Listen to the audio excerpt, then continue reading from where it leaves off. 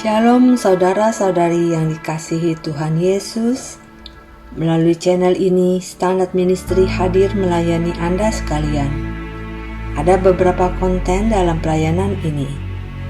Kontemplasi adalah salah satunya. Konten ini adalah tulisan di dalam majalah Standard yang merupakan karya dari Pendeta Jim Mahoney. Kiranya dapat menjadi berkat bagi Anda semua. Saya akan membacakannya bagi Anda. Judul bacaan kita, Kepalsuan Hidup yang Perlu Dihindari. Di lingkungan gereja, kita bisa melihat orang-orang di seputar kita dan mungkin berpikir bahwa semua orang yang duduk di kursi di dekat kita adalah orang yang kudus, rohani, dan bijaksana. Mereka tampak tidak pernah menggunakan bahasa yang kasar, tidak berpesta pora, tidak benar-benar marah terhadap pasangan mereka, tidak berteriak pada anak-anak mereka, tidak mengeluh tentang pekerjaan mereka, atau tidak menonton acara yang kotor di TV. Jika kita melihat lebih dekat lagi, setiap orang yang duduk di kursi tersebut adalah manusia dan memiliki banyak godaan, kelemahan, dan kekurangan kepribadian seperti Anda juga. Jika Anda datang ke gereja dengan ilusi ini, bukalah penutup mata Anda. Jika Anda datang ke gereja dan mencoba untuk menciptakan ilusi ini tentang diri Anda, bukalah topeng. Satu-satunya cara kita untuk bisa benar-benar mengenal satu sama lain sebagai saudara dan saudari dalam Kristus adalah dengan menjadi siapa kita yang sebenarnya, dan biarkan orang melihat dan memahaminya. Dan apabila kamu berdoa, janganlah berdoa seperti orang munafik.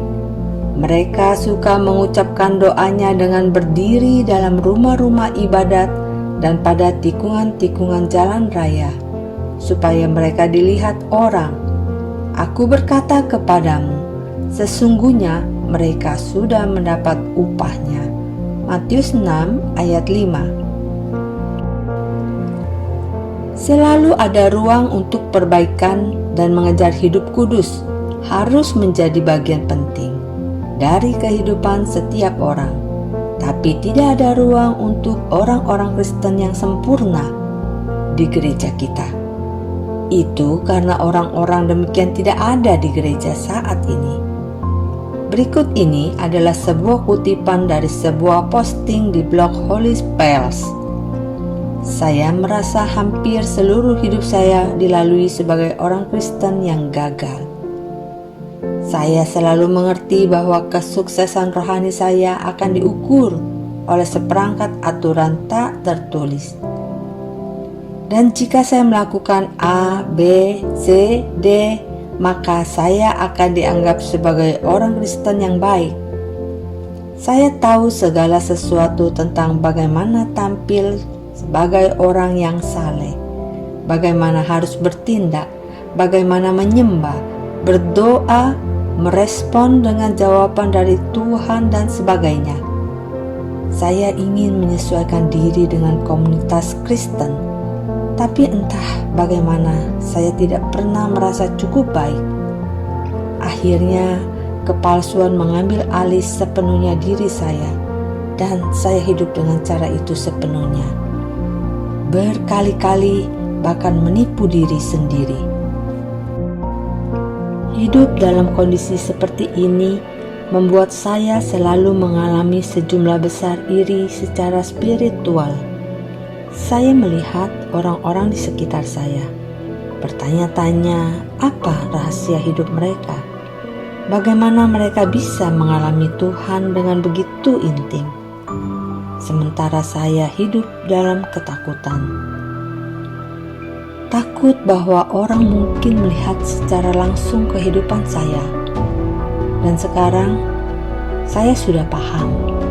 Segala sesuatu yang hanya tampak di permukaan sebagai sesuatu yang hebat, menjadi pribadi yang spiritual dan sebagainya, adalah hal yang melelahkan. Untuk pertama kalinya dalam hidup saya percaya saya mengalami kebebasan di dalam Kristus. Bebas dari rasa bersalah dan kebebasan dalam diri saya. Waktu saya bersama dengan Tuhan mungkin sedikit tidak konvensional. Saya mungkin akan melalui fase-fase di mana saya merasa mengalami kekacauan yang tidak konsisten. Dan saya akan membuat berbagai kesalahan. Tapi tidak apa-apa, saya akan baik-baik saja. Di gereja dan dengan teman-teman gereja, lebih dari tempat lain di mana kita harus hidup secara nyata dan mencari keaslian orang-orang lain. Jika orang-orang menaruh harapan yang tinggi pada Anda hanya memiliki satu cara untuk menghadapinya, merendah. Tetapi jika Anda mengagumi atau mengidolakan beberapa raksasa rohani, Anda pasti akan kecewa. Timotius 6 ayat 6 berkata, "Memang ibadah itu, kalau disertai rasa cukup, memberi keuntungan besar." Ketika kita membuka hidup kita dan membiarkan cahaya Allah menyinari kehidupan kita, sehingga orang lain bisa melihat, maka mereka akan lebih cenderung untuk saling memberi. Ketika Timotius meminta bimbingan, Paulus akan dengan bebas menawarkan kebijaksanaan, sehingga akan muncul persahabatan yang berpusat pada Kristus. Kesalahan dan kegagalan membuat kita menjadi ahli dalam membantu orang lain menghindari perangkap yang sama. Dan yang penting adalah, apakah Tuhan melihat kita sebagai orang yang benar-benar mencari kesucian? Itu adalah ukuran iman sejati dan awal dari kebebasan spiritual. Demikian kontemplasi kita hari ini. Jika Anda diberkati, bantu kami untuk share channel ini, like dan subscribe, serta klik loncengnya, agar Anda selalu mendapatkan konten berikutnya.